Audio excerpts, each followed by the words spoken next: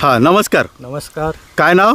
सुधाकर राऊत, गवंडाळा तालुका खामगाव. आता हा तुमचा गहू पण आहे. हो. किती एकराचा गहू आहे साहेब? 4 एकर गहू आहे. 4 एकर गहू आहे. याला तुम्ही कशाचा वापर केला?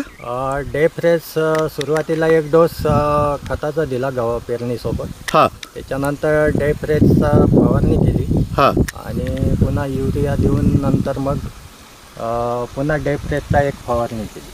बरं, आता गव्हाची कंडिशन काय आहे सर? खूप चांगली वाटते. चांगलं आहे ना. हो. गव्हामध्ये किती स्प्रे करायला पाहिजे? डेफ्रेजचे 2 केले आम्ही. 2 केले. हो तर एक ओंबीच्या अवस्थेत आणि एक वाढीच्या अवस्थेत. हो, तर याचा फायदा निश्चित होतो. निश्चितच झाला आहे. झाला आहे ना. आता तुमचा पूर्ण गहू तयार झालेला आहे, ओंबी एकसारखी आहे, पूर्ण प्लॉट एकसारखा झालेला आहे आणि तुम्हाला आवडलं ना प्रॉडक्ट? हो, आवडलं. धन्यवाद साहेब.